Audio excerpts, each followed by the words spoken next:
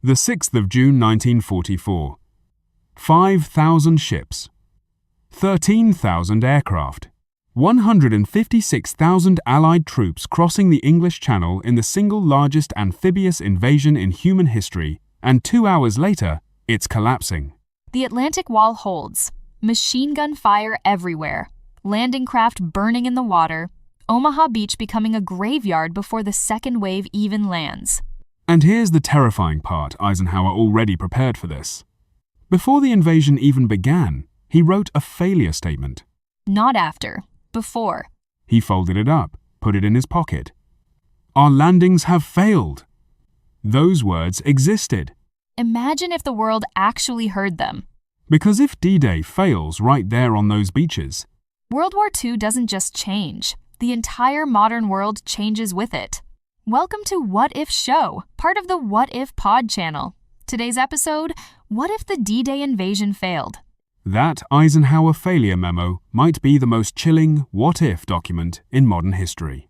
Because today we're asking the question nobody wants to think about: what happens if he actually has to send it?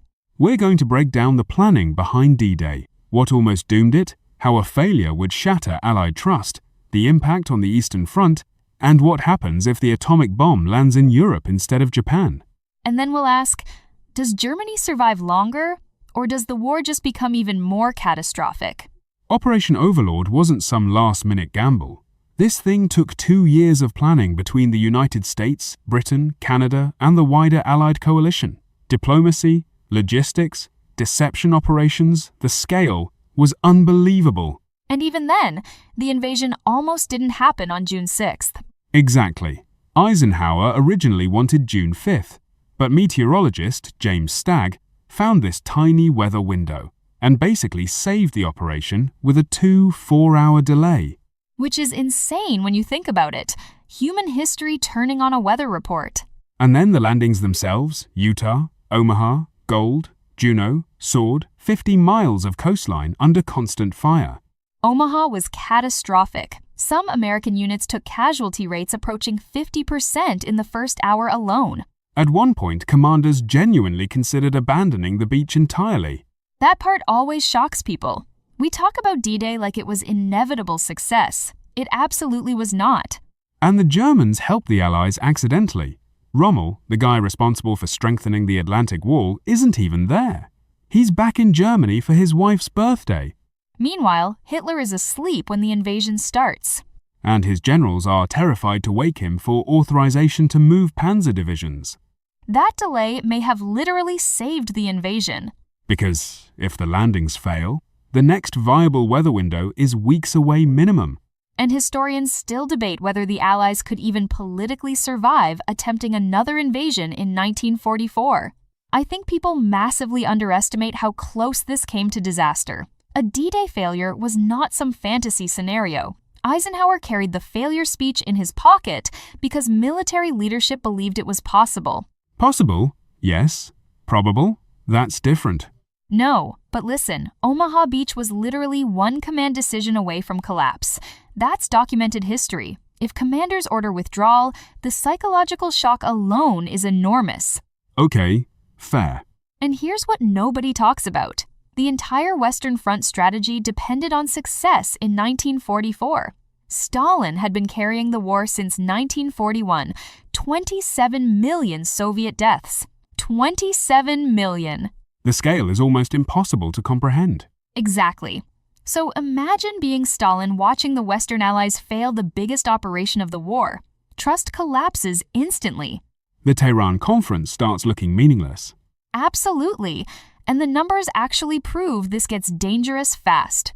Germany still had 58 divisions in Western Europe by mid-1944. If D-Day fails, those divisions aren't destroyed. They redeploy east. Exactly. Rommel shifts armored divisions toward the Soviet front. Suddenly, the Red Army faces an even harder grind through Eastern Europe. And Soviet offensives were already unbelievably costly. That's the point.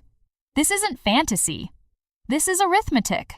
More German divisions in the east means slower Soviet advances, longer war duration, more casualties everywhere. And Britain politically takes a massive hit too. Huge hit. Churchill staked his reputation on a cross-channel invasion. After Gallipoli in World War I, another amphibious disaster could destroy public confidence entirely. So you're basically arguing the Allied coalition itself starts cracking under pressure. Yes, and once that trust fractures, history becomes completely unpredictable. But you're completely ignoring the Eastern Front math here. Germany was already dying by 1944. Dying slowly is still dangerous. No, listen after Kursk. The Wehrmacht never truly recovered. By June 1944, they're losing around 10,000 soldiers per day on the Eastern Front. But No, because that argument falls apart the moment you look at Germany's industrial collapse. Oil shortages were catastrophic. The Luftwaffe was practically choking to death from lack of fuel. that's true, but And Allied bombing only gets worse if D-Day fails. The Americans and British don't stop bombing German factories because one invasion fails. sure, but a delayed invasion changes the timeline dramatically. Not enough to save Germany, that's my point. American industrial output by 1944 is absurd. One warship every 17 hours. One aircraft every 5 minutes. Those production numbers are genuinely insane. Germany cannot compete with that. Nobody could. The Allies didn't need D-Day to succeed immediately, they needed it to succeed eventually. But eventually might mean millions more dead. Absolutely. A failed D-Day delays Allied victory. It does not reverse it. I still think you're underestimating the geopolitical damage of failure. And I think you're overestimating Germany's remaining strength. Okay, but here's the angle nobody ever talks about. Go on. If D-Day fails in 1944, the atomic bomb probably gets dropped on Germany instead of Japan. Okay, I did not see that coming.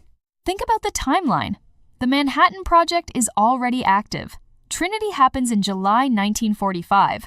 If Germany is still holding Europe, The pressure on Roosevelt, and then Truman, becomes overwhelming. exactly. Suddenly, Nazi Germany remains the primary target. And that changes everything psychologically. Everything. The first nuclear strike in human history, happening in Europe instead of Japan, reshapes the entire post-war moral conversation. The Cold War starts differently. Completely differently. Soviet expansion, NATO, Eastern Europe, even the Middle East balance changes. Because the world after Hiroshima and Nagasaki is one version of history. But a world where Berlin or Hamburg becomes the first atomic target? That's a totally different century. I think D-Day failing prolongs the war brutally, but Germany still loses eventually under the weight of Soviet manpower and American industry. I think a failed D-Day breaks Allied trust so badly that Europe emerges from the war almost unrecognizable. So, here's what we learned. 1. The planning behind D-Day was razor thin. 2. Failure would split the Allied coalition and redraw the map. And 3. The atomic bomb's target could shift, rewriting the moral history of the 20th century. If you want to dig deeper, ask yourself, what would you do if you had to rebuild a shattered alliance after the world's greatest military disaster? And now we throw it to you. Would the Soviets liberate Europe alone? Or would America make it back to the beaches before the year is out? Drop your answer in the comments. The debate does not stop here.